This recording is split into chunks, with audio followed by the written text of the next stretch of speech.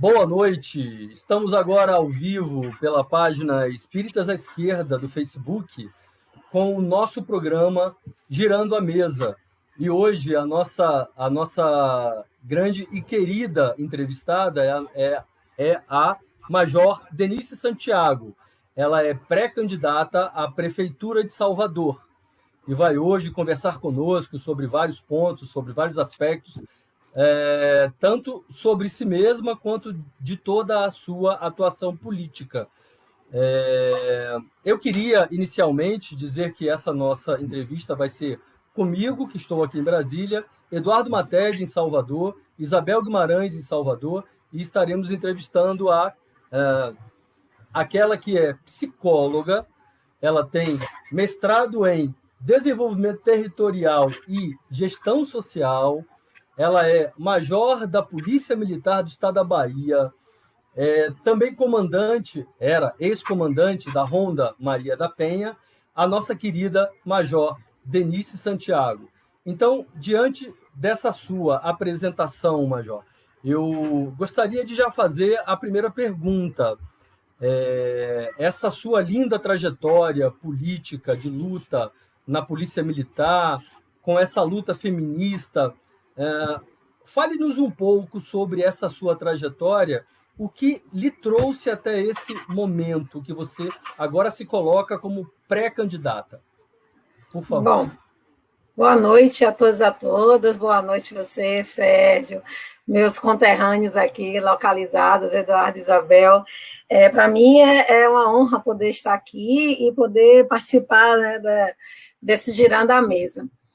Sérgio, eu poderia responder para você que eu fui uma pessoa vocacionada para estar na polícia, mas não foi bem assim, não. Eu estava terminando o 2º grau e abriu o concurso para a Polícia Militar, a primeira turma de mulheres a entrar na polícia. E meu pai, muito mais preocupado com estabilidade do que necessariamente com uma carreira policial militar, já que eu fui a primeira policial militar da minha família, meu pai falou: minha filha, ela abriu o concurso, por que você não faz? Então, eu entro na Polícia Militar por um emprego. Mas quando eu entro na Polícia Militar, eu me apaixono. Eu me apaixono com o que eu acredito na potencialidade dessa instituição, que é belíssima, né? Para mim, as polícias militares, de uma forma geral, são esses espaços de proteção, de acolhimento, de cuidado, de preservação da vida através da sua missão constitucional, que é a preservação da ordem pública, né? Preservar a ordem pública é você criar laços com as pessoas a tal ponto que esta sensação de segurança impeça a ocorrência de crimes e que estas pessoas consigam viver de forma mais harmônica no seu espaço social. Então, esta é a polícia que eu acredito e que eu pratico. No meu percurso, eu consigo, eu e uma outra amiga minha, Cláudia Amara, a gente consegue trazer a proposta de criação de núcleo de gênero na Polícia Militar. Em 2006, nós criamos o Centro Maria Filipa, que leva o nome de Maria Filipa de Oliveira, que é um dos vultos históricos esquecidos na história da independência da Bahia, mas foi uma mulher negra que liderou outras mulheres, né, e que conseguiu, de alguma sorte, queimar as embarcações que atacariam Salvador e contribuir para a vitória daquela época da população que estava lutando pela independência da Bahia. Então, nós criamos o Centro Maria Filipa, que é um núcleo de gênero, até hoje único do país. O núcleo Maria Filipa me leva a conhecer a violência doméstica familiar contra a mulher de uma forma mais profunda, né? Claro que durante toda a minha infância, durante a minha vida, nós tínhamos notícias de violência doméstica. Mas o Centro Maria Filipa nasce exatamente no mesmo ano que a Lei Maria da Penha. Então, isso me aproxima da rede, eu começo a conhecer histórias. E, em 2012, descubro a Patrulha Maria da Penha, do Rio Grande do Sul.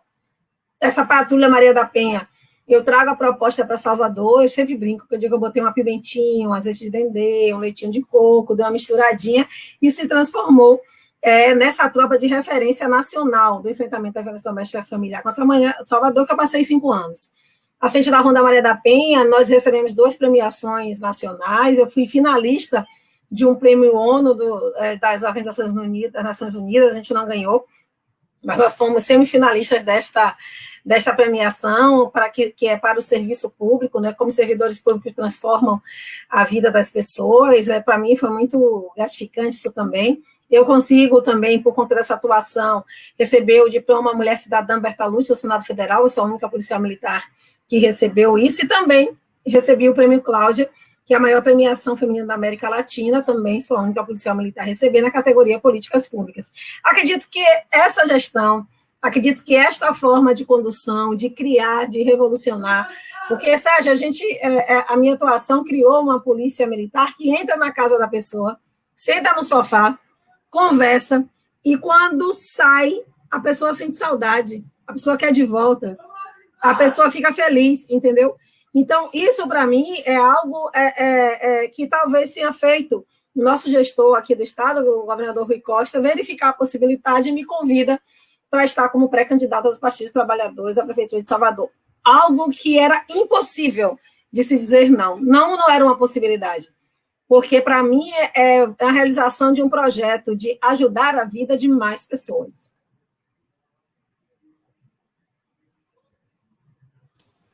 Muito bom. Gostei muito de ouvir a sua trajetória, né? Como mulher, né? Mulher negra, me identifico e me solidarizo com toda essa trajetória e compreendo perfeitamente a importância do seu trabalho. E aí vou fazer a minha primeira pergunta, né? Como profissional da saúde há 30 anos, nós sabemos, Major Denise, que os centros urbanos brasileiros, eles se desenvolveram de uma forma muito desordenada, né? E isso trouxe, sem planejamento adequado, isso é uma realidade da maioria das grandes metrópoles, e Salvador não foge a essa regra. Então, nós temos duas Salvador. Nós temos uma Salvador saneada, organizada, com equipamentos públicos, com infraestrutura, e temos uma Salvador que é desordenada, na qual falta infraestrutura. E isso gera um quadro sanitário, um desafio para a saúde pública muito grande, né, de ser superado. E eu queria saber se você tem, assim, ou o que você pensa em relação a isso, em como nós podemos superar esse desafio, que é, na verdade, um desafio histórico, porque essa formação da cidade vem desde lá de sua, né, quando ela surge já como capital, e essa desordenação, essa desorganização já vem, e a gente tem esse desafio aí. Então, como é que a gente supera essas duas Salvador, né, em relação a um projeto para a saúde pública?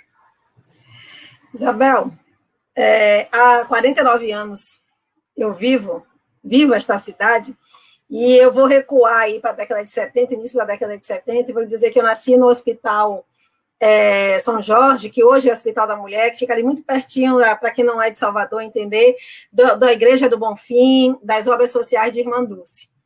E minha mãe conta que quando a gente chegou em casa depois da alta, teve uma chuva forte em Salvador e o hospital alagou. Eu passei minha infância morando no bairro de periferia de Salvador, moro até hoje, que eu chamo de sertanejo, mas é uma rua que eu lembro com muita tranquilidade. Isso é uma memória afetiva, não é uma memória de revolta, de minha mãe colocando nós 4 em cima do beliche, trocando o uniforme da escola, dando o café da manhã e carregando de um a um, de casa até o ponto de ônibus, porque a casa tinha alagado e a rua estava cheia, mas que ela entendia que nós tínhamos que ir para a escola. Então, esta cidade que eu vivo e convivo há 49 anos, que mudou muito pouco. Esta cidade bipartida que você me trouxe, que tem desigualdades sociais muito gritantes e que, infelizmente, ela fundou o seu trato de gestão em cima disso. As pessoas também, eu sempre falo que um dos equívocos, se a gente for falar em saúde pública do nosso estado, mas se falar de saúde das pessoas também da nossa cidade, é que as pessoas, a saúde de Salvador, ela pauta tratar a doença, não a saúde. Ela vai tratar o adoecimento da pessoa, não a prevenção, a qualidade de vida, a mudança, né? Nós não temos saneamento básico pensando em esgoto, nós não temos saneamento básico pensando em resíduos sólidos, nós não temos uma coleta seletiva desses resíduos, a gente tem uma organização de catadores que é primorosa, mas que poderia fazer muito mais, e também um grupo de profissionais que são invisibilizados socialmente, né?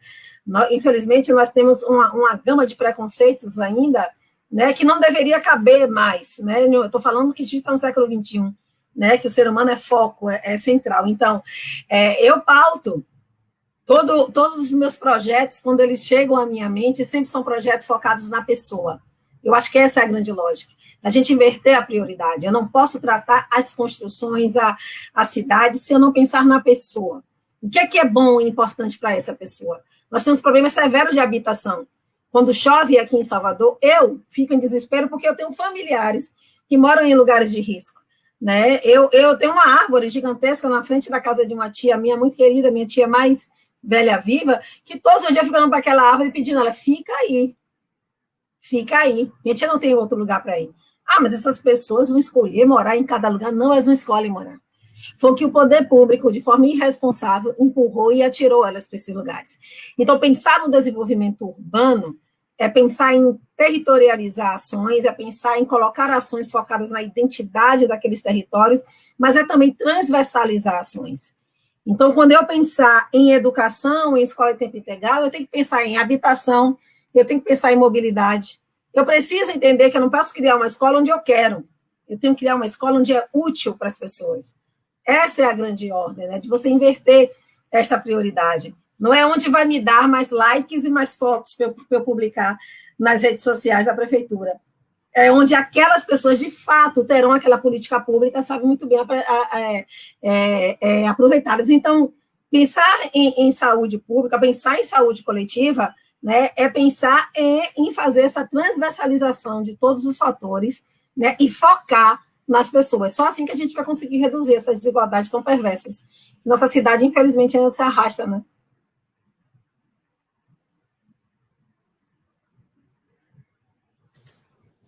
Denise, bom, sua resposta foi excelente, inclusive já responde até algumas perguntas minhas pessoais.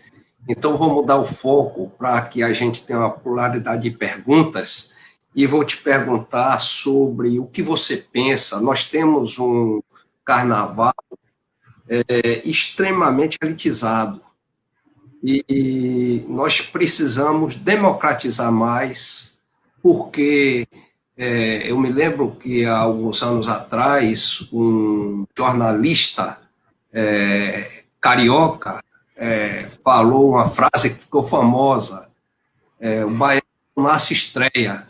Isso faz parte do nosso perfil, né? Do nosso perfil o cidadão baiano é um cidadão focado na cultura. E um dos pontos da nossa cultura é realizar a maior festa de rua do mundo.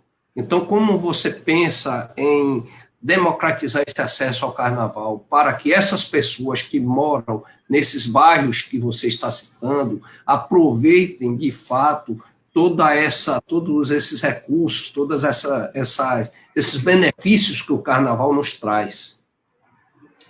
Eu sou carnavalesca, Eduardo.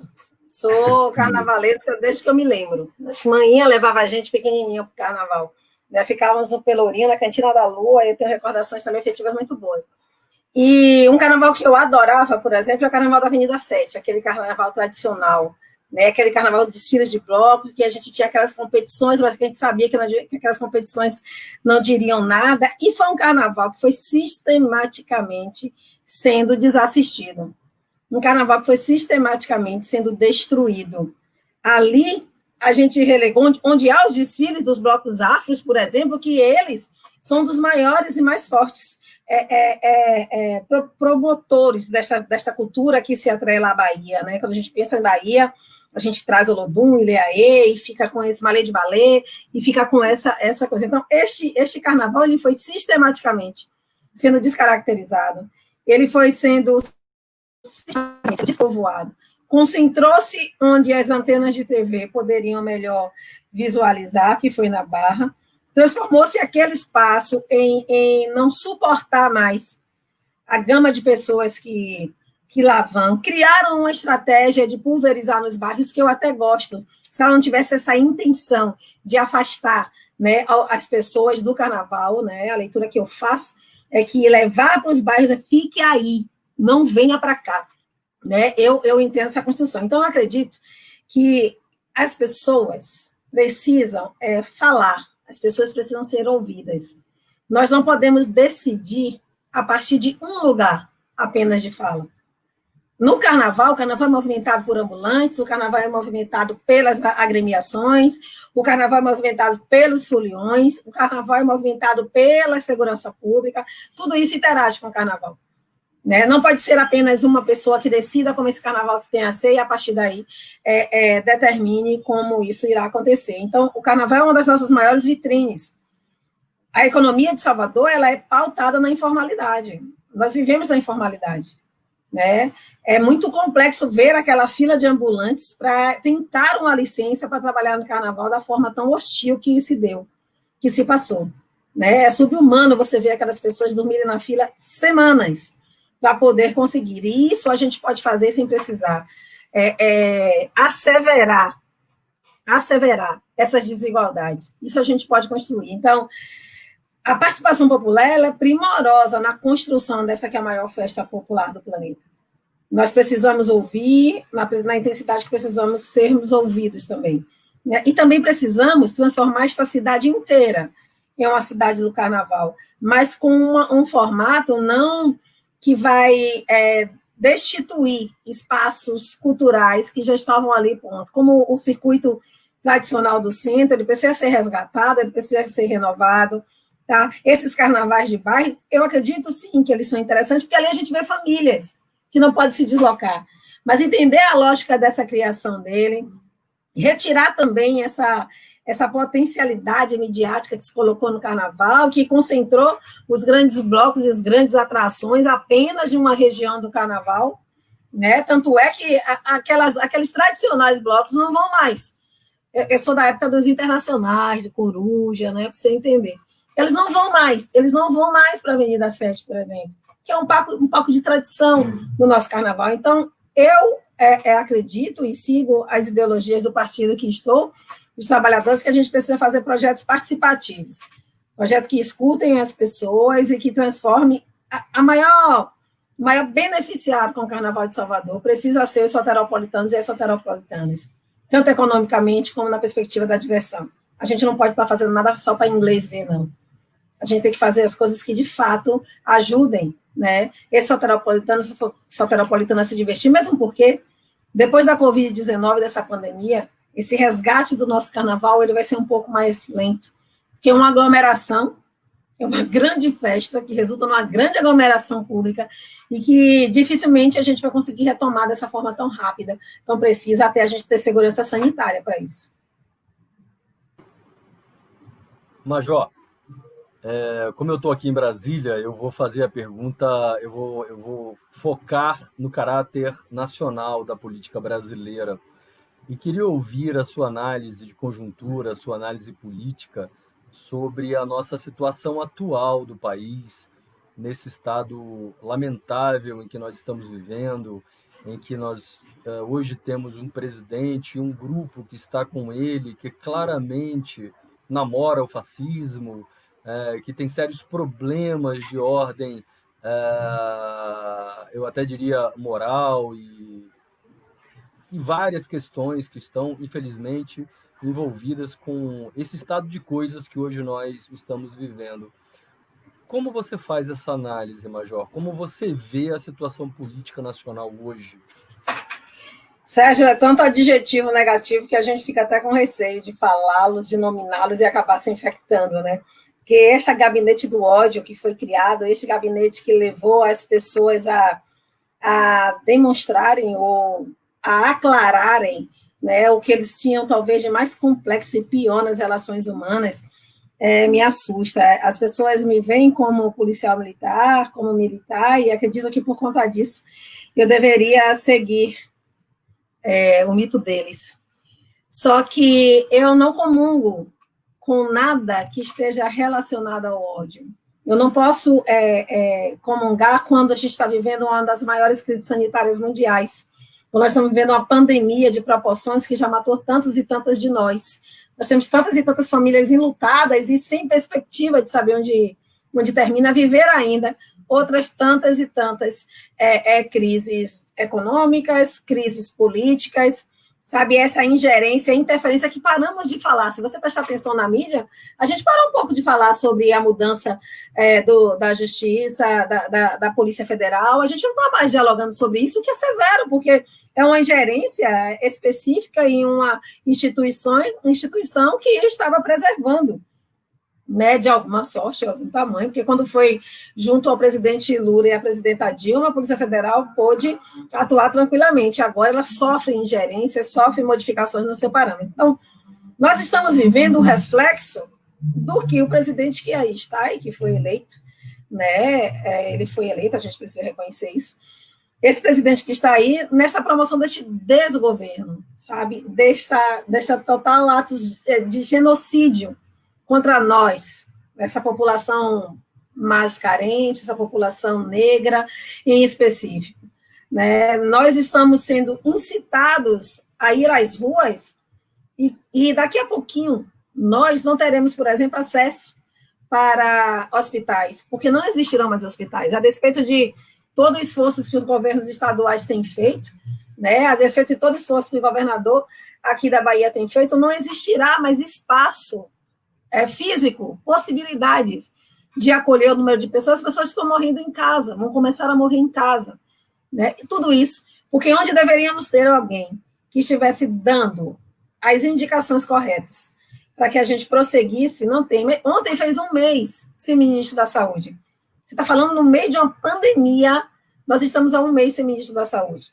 Né? Nós estamos com o primeiro-ministro, o segundo-ministro, que acreditaram na ciência, mesmo porque fizeram um juramento a partir das suas profissões e escolhas de vida, e chegaram a um lugar, mas eles conheciam também, eles sabiam onde eles estavam se metendo quando eles começaram a atrelar a imagem deles a esse desgoverno. Então, chegaram em um lugar de impossibilidade de atuar dentro do que eles acreditavam, né?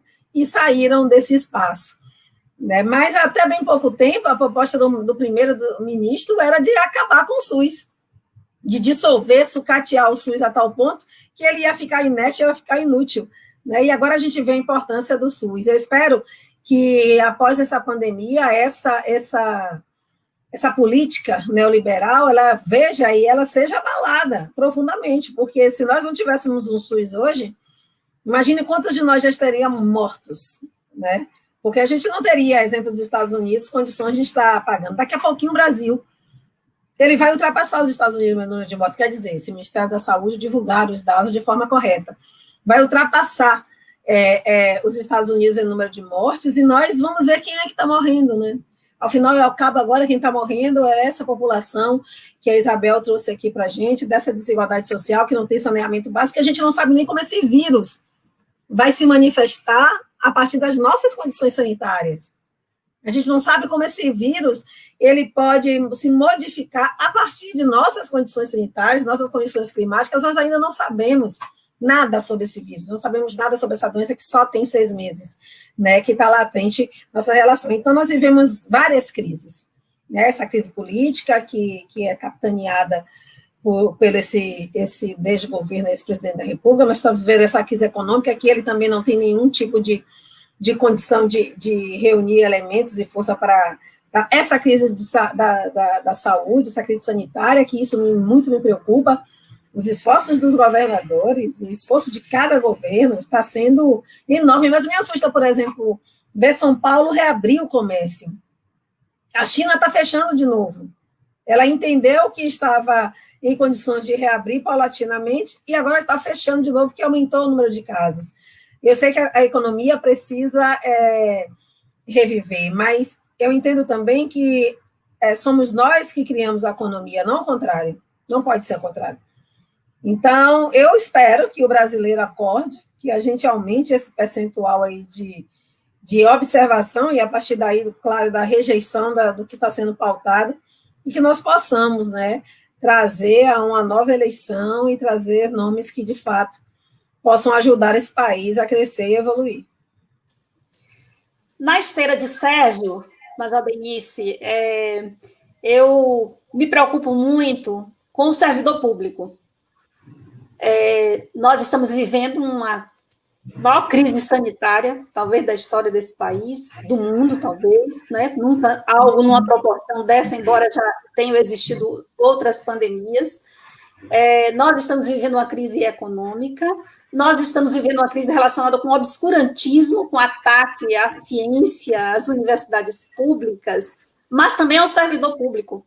Estamos aqui 4 servidores públicos de carreira, né? Eu com 30 anos de Secretaria de Saúde do município, não vou nem dizer Mated, só Sérgio que é novinho, é mais jovem, né?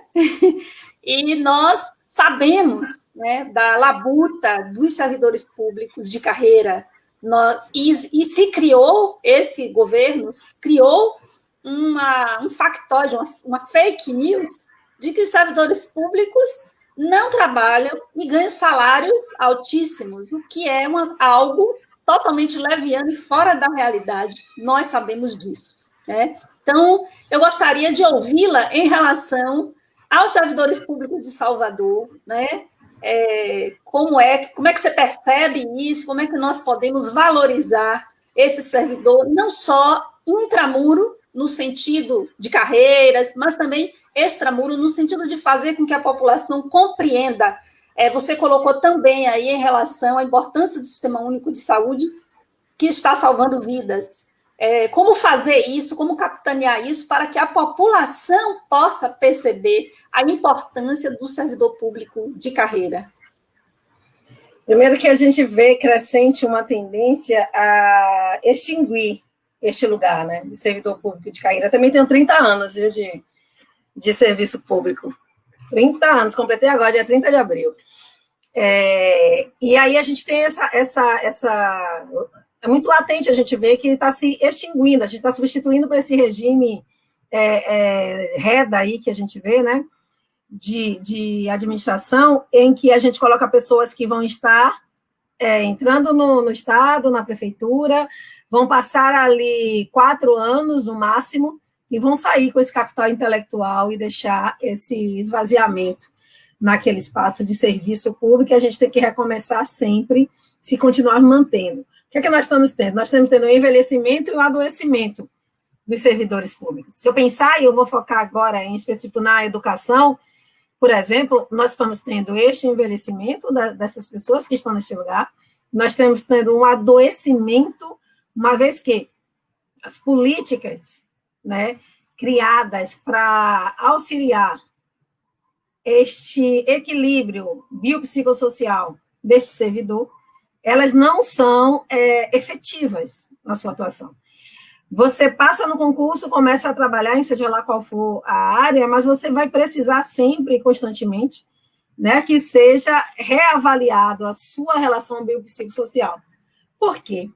Porque nós adoecemos com as dores dos outros e com as nossas mesmas. Então, você entra numa escola, por exemplo, em que a professora ela tem um limite pessoal em relação à sua atividade.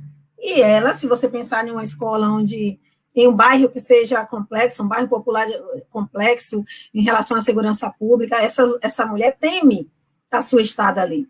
E o que é que este aparato público, estadual, municipal, federal, tem feito, né, para fazer este acompanhamento daquele ser humano, sabe, daquela pessoa que está ali atuando em um lugar complexo, exercendo a sua profissão, né? As pessoas, em 1997, fizemos uma pesquisa aqui na Polícia Militar do Estado da Bahia, e a terceira prioridade de reivindicação que apareceu foi o salário, a terceira.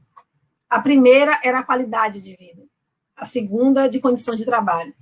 Então, essa lógica que foi trazida aí por esse governo, de dizer que nós ganhamos, e que nós nos preocupamos com dinheiro, somos mercenários, os marajás lá, né, de Collor, né, acho que ele está bebendo nessa fonte, que nós somos esses mercenários, né, ele não é válido. O que nós precisamos, o que nós queremos, né, é dessa identidade profissional, é desse cuidado e respeito à atuação profissional, para que a gente renda. Então, como é que você pode criar políticas públicas que melhorem o atendimento de saúde básica lá, né, o atendimento de saúde da família, quando primeiro você tem profissionais que não são concursados, são profissionais por regime REDA. Segundo, como você tem profissionais que não estão estimulados, né? E esse estímulo, eu não estou falando de estímulo financeiro apenas, não. Estou falando nessa amplitude, né, para poder atuar de forma a compreender o seu papel social em toda a gama. Para eu entender que, como eu sou agente comunitário e estou batendo numa porta, e estou ali preenchendo e fazendo as observações, medindo, pesando, eu entender que eu faço parte de um sistema que é muito maior, e a partir daí eu vou entender a importância do meu trabalho, da minha atuação, sabe? Porque a gente, senão, a gente substituía ele por um robô, uma ligação telefônica, né? E não é isso a proposta. A gente precisa fazer essa valorização profissional, para que as pessoas se entendam como parte do processo, para que as pessoas se comprometam com este processo e siga.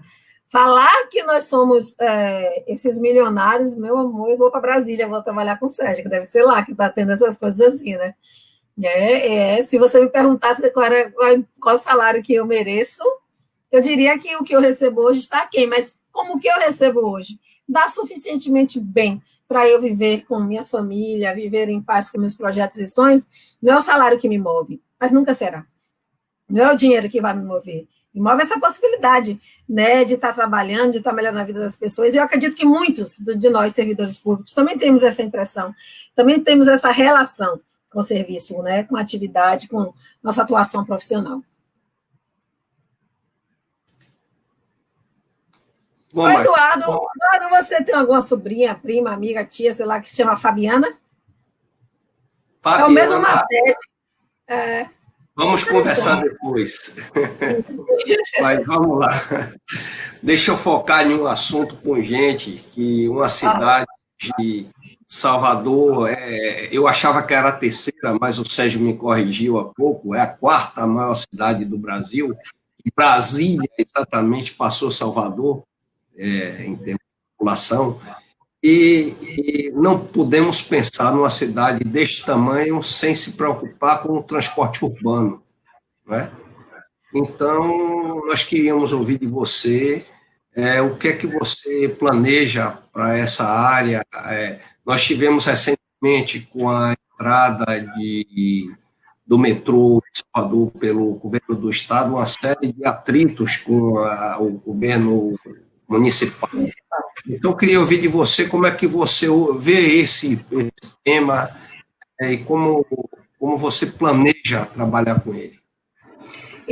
Como eu disse, um pouquinho a lógica de pensar as políticas, e aí eu vou meter a mobilidade urbana agora na cidade, ela precisa estar a partir das pessoas da cidade, não a partir do entendimento de alguns grupos, de alguns seres humanos. Por exemplo, a gente tem um metrô que entrou nessa cidade e que é um eficiente sistema que tem sido demonstrado, mas que precisava, sabe, de que a prefeitura se comprometesse a atender às necessidades pactuadas, porque não foi invenção, não. Né? Não foi agora, eu acordei que era isso, não. A prefeitura pactuou que assim eu faria, e a prefeitura não fez. Então, para você ter noção, a gente tem um metrô que liga o acesso norte, que é aquele miolinho de Salvador, para as pessoas que não são de Salvador fica um pouco complicado, e vai passar até o aeroporto de Salvador. E aí tem uma linha de ônibus que sai da estação Mussurunga e vem até o acesso norte. Aí você tem uma linha de ônibus e uma linha de metrô que fazem o mesmo percurso, né? Então, as pessoas ainda estão presas culturalmente, aquela ideia de você ir para um ônibus. Não sei se vocês pegaram ônibus da Eduardo, né? Não sei como é aí em Brasília, Sérgio, mas aquela coisa de você vai para o final de linha, entra, vem sentado, dormindo, do final de linha até o lugar que você vai. E a gente tinha que modificar essa cultura, retirar essas linhas que competem com o metrô, e essa fluidez do nosso trânsito melhoraria consideravelmente.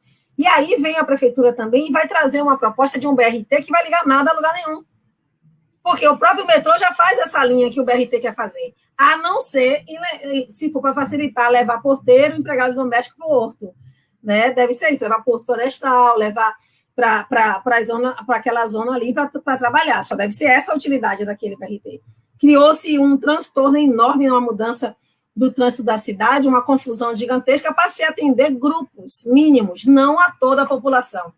A gente tem uma proposta, por exemplo, do VLT, que vai pegar a linha de trem, que além de ser um passeio belíssimo, que pode ser explorado, inclusive turisticamente, né, que você vai pegar as melhores praias de Salvador, muito embora não tenham sido exploradas comercialmente, porque as praias que estão no subúrbio ferroviário são praias de águas tranquilas, limpas, são as praias mais bonitas. Eu sempre digo, falando com um amigo meu no outro dia, que o colonizador, quando aportou ali no Porto da Barra, ele olhou para o lado errado, porque ele olhou para as praias do norte, né, que são praias de mar aberto, ondas muito bravias. Aí eu falo, sabe qual é o problema? Eles não olharam para a esquerda, porque na esquerda sempre é melhor. Sempre é melhor. Se eles tivessem olhado para a esquerda, eles teriam visto que as praias mais bonitas estão no subúrbio ferroviário. Então, imagina uma viagem desse VLT, que é uma viagem de muito melhor qualidade para as pessoas e que vai ligar, né, todo aquele subúrbio ferroviário que é esquecido. O governo do estado também fez uma obra que uniu Salvador. Salvador, como Isabel trouxe, é uma cidade dividida, né, em castas, né, em espaços bem delimitados. O subúrbio ferroviário, por exemplo, sequer se atrevia a ir para a praia de Itapuã, de Piatã, Praia do Flamengo e Estela Maris. Primeiro porque era uma viagem. Ia demorar 2 horas para poder as pessoas saírem de Paripe e chegar em Praia do Flamengo. E aí a gente faz aquela ligação, Pirajá Lobato e depois a vinda 29 de março. 15, 20 minutos. As pessoas saem de Paripe e chegam em Piatã. Qual a importância disso? Né? Parece só uma obra, mas essa é uma obra não. Essa é uma obra de inclusão social e a partir da mobilidade bem pensada. É uma obra que vai dizer a você, esta cidade toda é sua. Não é só aquele pedaço que você tem direito de ficar. Você pode ir para todos os espaços dessa cidade. Nada lhe prende, barreiras físicas não lhe prende. Mas nunca foi pensado, nunca foi feito. Porque a gente precisava estar lá, né? E se você trouxer uma visão bastante sectarista, você pode imaginar que a senzala sempre fica afastada da Casa Grande, porque eu não quero ouvir os gritos de dor. Então, é mais ou menos por esse caminho. Os senhores não queriam ouvir os gritos de dor, então nos deixavam em um lugar que não nos incomodasse, né? Não nos oferisse. Então, pensar a mobilidade urbana a partir das pessoas que a utilizam, a partir desta lógica, sabe, de pensar como vai ajudar e melhorar a vida das pessoas, aí fica melhor. Aí fica mais fácil da gente construir uma cidade que seja inclusiva, em uma cidade só. Não é, Isabel? Não é essa cidade que é múltipla e tão perversa, com algumas partezinhas dela.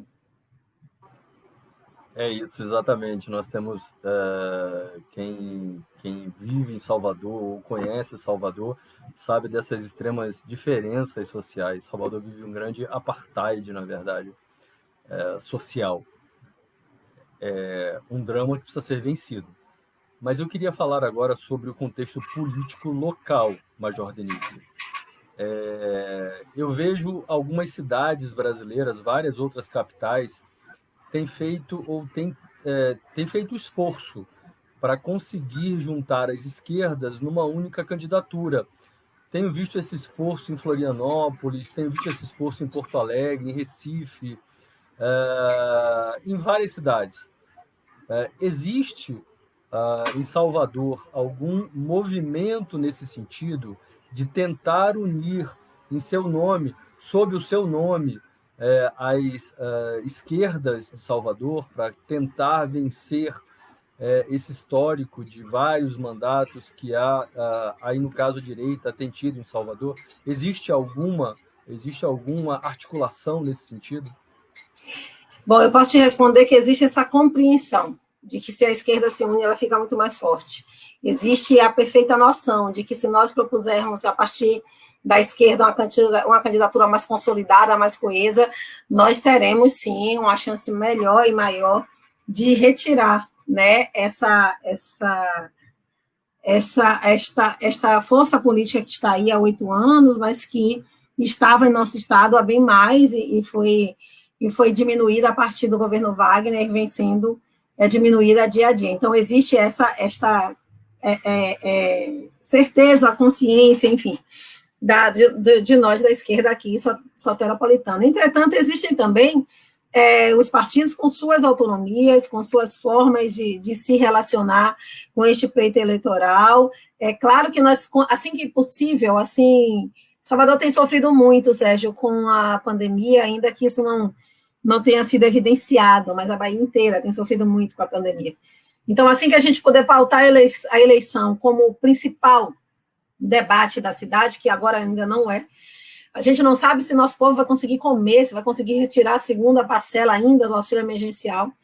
A gente não sabe se nós vamos conseguir segurar, né, os policiais ou os médicos, a equipe de saúde que está na linha de frente também se contaminando tanto e recuando por receio de serem mortos por conta da Covid. Então, tem muitas coisas que a gente precisa pautar ainda, mas claro que nós estamos com esse pensamento de unificar essa esquerda, de trazer toda essa força e essa coesão, como historicamente fizemos, né? O último pleito eleitoral municipal, estávamos todos juntos em torno da campanha de Alice Portugal, do PCdoB. Então, nós faremos esse movimento, mas é claro que nós precisamos respeitar as autonomias, né, ideológicas de cada partido. Se os partidos mantiverem suas candidaturas, será uma disputa limpa, será uma disputa rica também, e que vamos encaminhar para que consigamos, sim, ou ganhar no primeiro turno e o segundo turno e transformar esta cidade numa cidade mais igual. Major, eu sei que Sérgio pode até querer puxar minha orelha, mas eu tenho que fazer 2 comentários antes da pergunta. Eu sou mulher, ele vai compreender, ele é um cavalheiro, né? Primeiro, dizer e parabenizar pela resposta em relação ao BRT, porque eu sou uma das pessoas que fui ativista daquele movimento que todos os domingos ia para lá para protestar contra aquilo ali, não só pela inutilidade num sentido, de uma perspectiva mais ampla de servir a cidade como um todo, né? Mas também pela questão que sou uma protetora de animais, sou médica veterinária, e também, dentre outras coisas, mas médica veterinária de formação, e a questão mesmo da proteção animal. Também ali, né, foi muito triste ver os animais ali serem exterminados, porque ali era um ecossistema onde existiam muitos animais. Então, eu gostei muito do seu pensamento em relação à mobilidade urbana. E a outra coisa é em relação a que eu me identifiquei quando você falou em morar na periferia, que a casa enchia de água, né? Eu morava no bairro do Uruguai, sim, e lá também, né, Rua da Esperança, número 47, era lá que eu morava, né, quando criança, e lá também enchia de água, e era mesmo, quando você falou, me veio a lembrança da infância, a mesma coisa, minha mãe com a gente em cima do beliche, vestindo a roupa para a escola, e a casa cheia de água. E é uma realidade que hoje ainda persiste. E essa identificação, e aí eu vou partir para a pergunta, tá, Serginho, para você não brigar comigo, querido?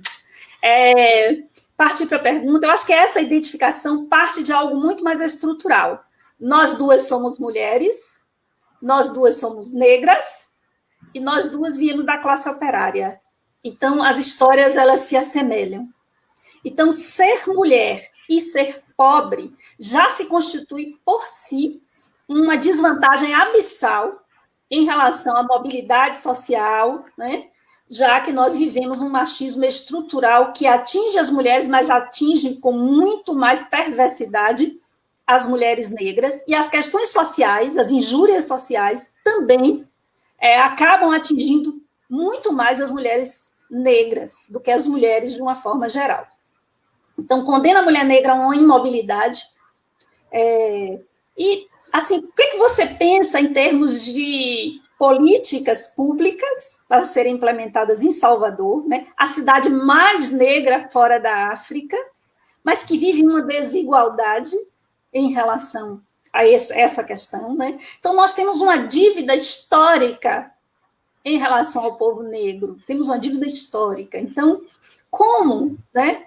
Como vencer esse desafio, essa dívida histórica? Claro que isso não se dá de uma hora para outra, mas assim, é preciso traçar um caminho para superar isso. Então, eu gostaria que você, como mulher negra e ativista mesmo de proteção às mulheres com a Ronda Maria da Penha, traz para a gente em relação a políticas públicas voltadas para o povo negro, mas focando em especial na mulher negra.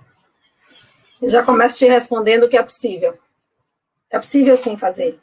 É possível ter centralidade na equidade de gênero e na equidade de raça. É possível. E é possível e a gente pode construir, sim. E esta minha candidatura vai representar, eu sou a primeira mulher pré-candidata pelo Partido dos Trabalhadores em Salvador. Primeira vez que o Partido dos Trabalhadores colocou uma mulher. E eu sou a primeira mulher trabalhadora negra neste lugar. Salvador tem 471 anos, nunca elegeu a Prefeitura de Salvador uma pessoa negra. Nunca. Nós tivemos um prefeito biônico durante determinado tempo, mas nunca elegemos uma pessoa negra. E essa minha candidatura ela vai demarcar 2 alicerces que são fundamentais e estruturantes da nossa sociedade e que precisam ser sacudidos, né? Se não derrubados, ou então retirar essa sociedade e colocar sobre outros alicerces, que é o alicerce da igualdade, que é o alicerce da justiça.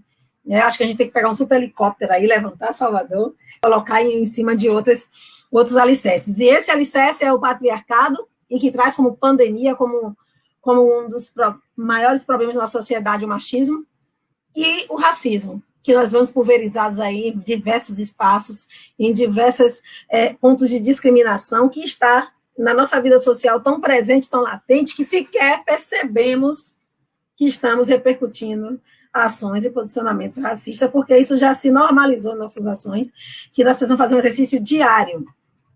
É incrível que quando nós cometemos um ato discriminatório, um ato preconceituoso, um ato racista, não basta a gente corrigir com aquela pessoa.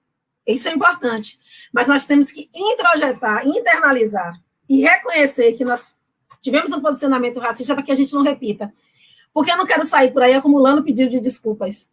Eu não quero acumular pedido de desculpas. Eu quero que você entenda que você repercutiu um comportamento racista e que, por conta disso, você precisa reformular a sua forma de se relacionar com o mundo.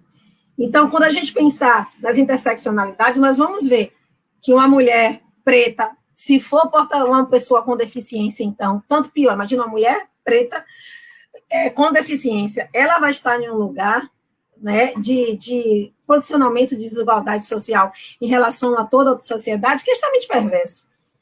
Pensar e pautar a transversalidade de ações, com um recorte muito claro de equidade de gênero e equidade de raça, é fundamental para a gente diminuir as desigualdades. Nós não vamos promover uma gestão como a que vivemos, que só potencializou um lado da cidade, só potencializou um tipo, né, de estrutura de classe social dessa cidade. Não. A proposta que a gente traz é de fazer uma gestão baseada na equidade. Pegar essa balança que está assim descompensada e dar uma ajustada para a gente poder promover igualdade e justiça social junto a essas pessoas. Então, é possível nós pensarmos e atuarmos dentro dessa perspectiva. Quando eu falo, por exemplo, numa política de escola de tempo integral, Isabel, e se eu pego essa escola de tempo integral e coloco em um bairro popular, por exemplo, eu estou pensando em autonomia do feminino, para além de melhoria da educação e do fomento à prática de esporte, a desenvolvimento cultural, que essas escolas em tempo integral propiciam. Então, eu também vou pensar em mobilidade urbana e vou alterar horários. Então, uma escola de tempo integral não pode começar as aulas às 8 horas, porque a mãe vai ter que deixar essa escola, o menino na escola 8 horas e chegar no trabalho 9. E se ela mora em Cajazeiras, por exemplo, e trabalha no centro da cidade, não dá tempo dela chegar. Então, a gente vai ter que redimensionar para que esta criança entre, 7 horas, ela vai assumir o trabalho 9, ela larga o trabalho 18, e essa escola vai ter que ir às 19. Porque não adianta você largar o menino de uma escola de 17 horas e a mãe ainda está trabalhando. Ela não vai conseguir chegar do mesmo jeito, sabe? Então, quando a gente transversaliza ações, quando a gente pega as políticas públicas e não transforma elas em ajuda, o poder público não pode ajudar as pessoas, o poder público tem que promover direitos. Essa chave é importantíssima de a gente pautar. O poder público não vai ajudar, eu não vou fazer uma escadaria em um bairro que tem casas em uma ribanceira, por exemplo, para ajudar as pessoas a se locomoverem, não. Primeiro que eu falei contra o poder público, deixei o crescimento desordenado daquele processo habitacional, e agora eu vou ter que criar ferramentas e mecanismos de correção e de adequação daquele espaço. Então, não estou ajudando, não. Eu estou precisando garantir um direito que, por minha inércia, ineficácia ou desinteresse, eu deixei se asseverar, né? Então, quando a gente começar a pensar as políticas públicas de formas transversais e entender que a gente precisa ter em mente a equidade de raça e de gênero, eu acredito nessa possibilidade que eu comecei a minha resposta te dizendo. É possível.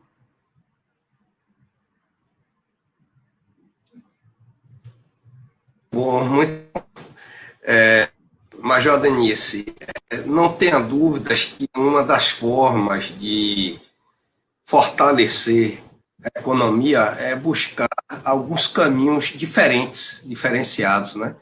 E nós estamos, eu não sei se a senhora sabe, nós beiramos a primeira maior baía do país e da América Latina, que é a Baía de Todos os Santos, e temos no meio dessa baía algumas ilhas, como Ilha de Maré, por exemplo, de uma população negra, pobre, sofrida, né? E nós temos muito pouco a oferecer a nível de comércio marítimo, né? E que pode ser bem aproveitado por uma prefeitura que trabalhe, foque nessa área, né? Ao longo desses anos, eu nunca vi ninguém pensar sobre esse tema. É um tema novo, eu imagino para um debate, mas é um tema que planta uma semente para que a senhora possa pensar em algo que ajude a desenvolver toda essa região que nós temos aí por ser a maior baía da América Latina. Então, queria ouvir você sobre esse tema. Nós precisamos profissionalizar, sabe, os trabalhadores de Salvador. Salvador, como eu disse, pauta toda a sua economia, na maioria, na informalidade. E aí, e também é uma cidade de serviços, e dentro desses serviços eu vou colocar a cultura e de turismo. É isso que Salvador se constitui enquanto desenvolvimento econômico. E nós temos um turismo náutico que é muito pouco explorado nesta cidade e que vai encontrar essas ilhas. Nós estamos perdendo, por exemplo, antigamente naquela faixa subferroviária, nós tínhamos diversas associações de pescadores, e os pescadores estão recuando, Sérgio, estão recuando nesse processo de efetivação da sua profissão, de transformar... Já imaginou, Eduardo, se a gente consegue uma cooperativa, sabe, profissional de pescadores, e essa cooperativa vai fornecer esses peixes, esse pescado, marisqueiras, para as escolas transformarem isso em alimentação, exemplo que a gente faz no PAA, exemplo que a gente faz com o PENAI, sabe? Então, nós temos uma das maiores orlas de capital, se não a maior, do Brasil, e nós não exploramos o turismo náutico. E quando você fala nas ilhas, né, em Panamá, na Ilha de Maré, eu fico imaginando como nós precisamos pautar nossas decisões políticas na perspectiva que lá, hoje, senador, mas o então governador Wagner trouxe para a Bahia, que é esse território de identidade. Dividir Salvador em espaços que estejam territorialmente identificados com suas mazelas, com suas benesses, com sua cultura, e a partir daí trabalhar e operar. Salvador precisa ter esses territórios de identidade delimitados para que aí a gente regionalize a gestão da prefeitura, regionalize os distritos sanitários que hoje não dialogam com as prefeituras bairros. Tem prefeitura bairro que não dialoga com o distrito sanitário, por exemplo, ou o distrito sanitário que pega 3, 4, é uma loucura isso.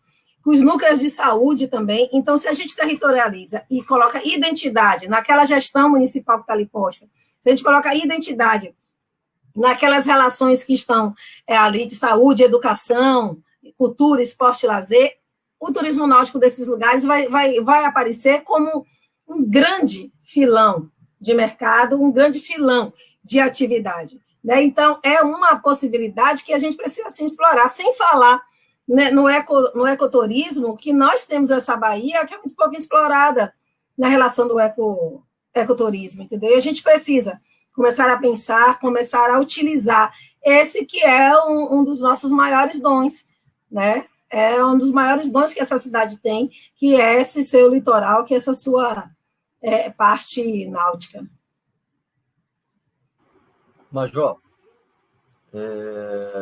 gostei muito da sua frase quando você colocou que a gente não tem que buscar ajudar e sim dar direitos, distribuir, lutar pelos direitos das pessoas, ou seja, tornar as pessoas cidadãs. Eu acho isso fantástico. É essa a proposta que nós, enquanto espíritas progressistas, temos, inclusive, de uma nova visão desses espaços de fé que passem efetivamente a lutar pela transformação da sociedade e não apenas ajudar as pessoas no sentido daquela caridade tradicional, mas no sentido de transformar mesmo. A nossa ideia, a nossa proposta é transformar a sociedade. Então, diante dessa realidade dos espaços de fé, eu adorei o seu último bate-papo na TV 247, eu assisti, gostei muito de ouvir as suas várias ponderações naquele momento. E aí eu queria trazer esse tema dos espaços de fé, já que nós somos espíritas, à esquerda, nós vemos hoje a política nacional sendo completamente dominada, usurpada por um poder religioso que muitas vezes ele promove discriminação, ele promove ódio. Nós temos visto como consequência vários espaços de fé sendo vilipendiados, sendo destruídos, pessoas sendo, inclusive, agredidas por conta daquilo que creem, por conta daquilo que elas praticam. Como é que você entende isso? Como é que você vê essa situação? Ou seja, como é que nós podemos lutar pelo Estado laico pleno nesse nosso país? Eu fui abordada, Sérgio, essa semana por um grupo de evangélicos à esquerda. E achei incrível a postura e o posicionamento deles sobre exatamente essas pautas de como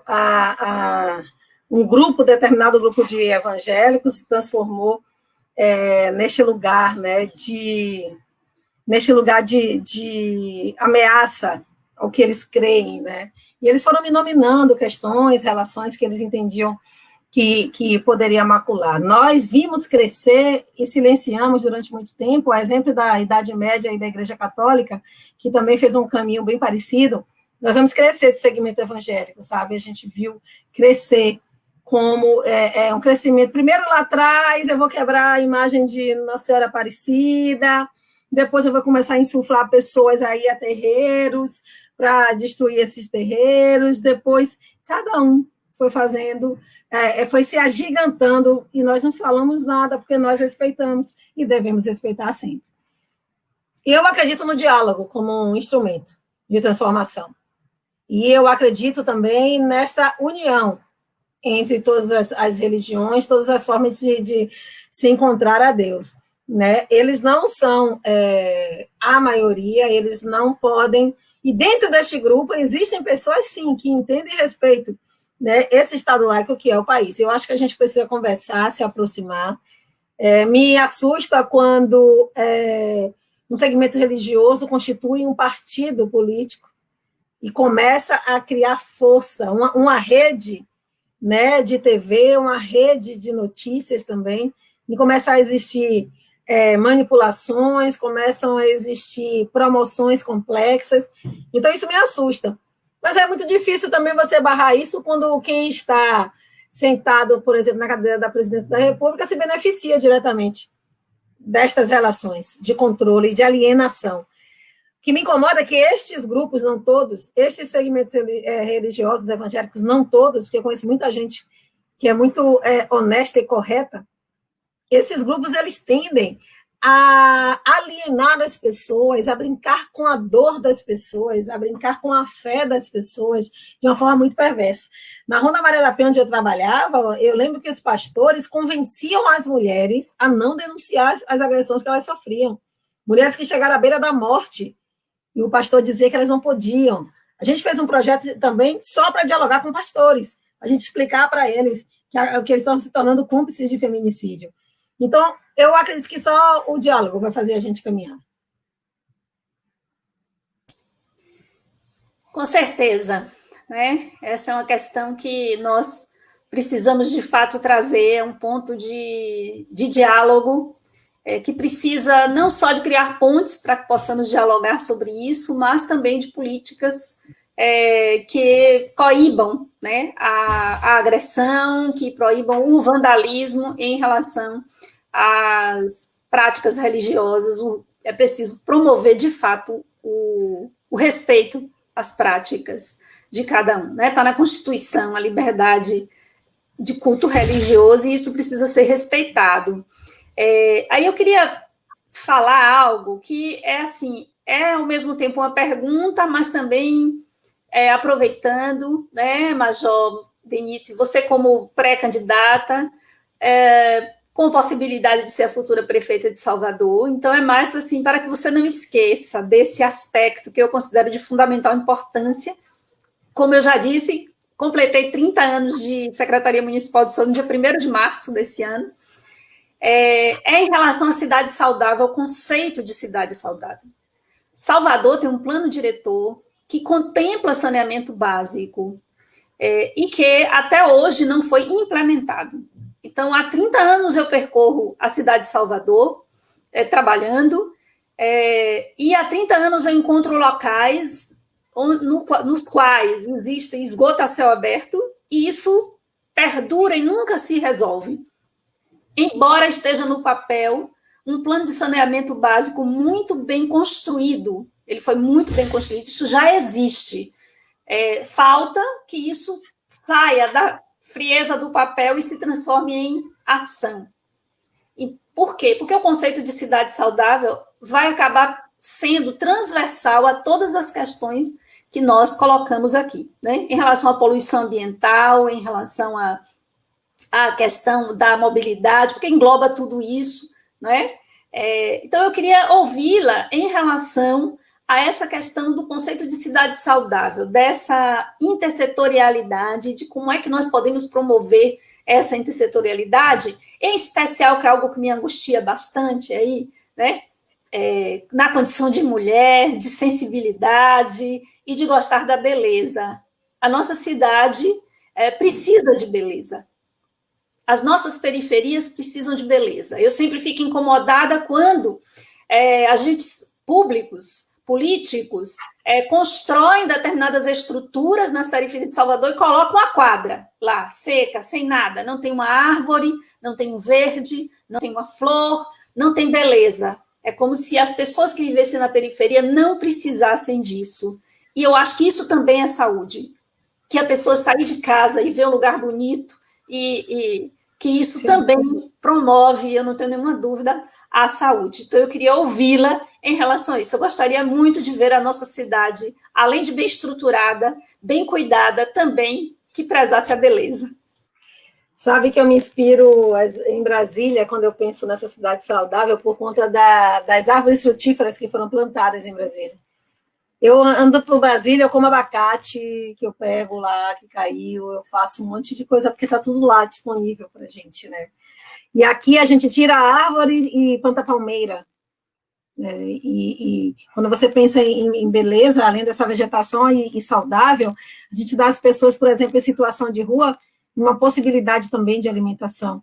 Né? Em meio a toda essa pandemia, por exemplo, se nós tivéssemos mais árvores frutíferas nessa cidade, poderia estar ajudando na alimentação de muitas pessoas, mangas, laranjas. A gente está numa cidade tão abençoada, né?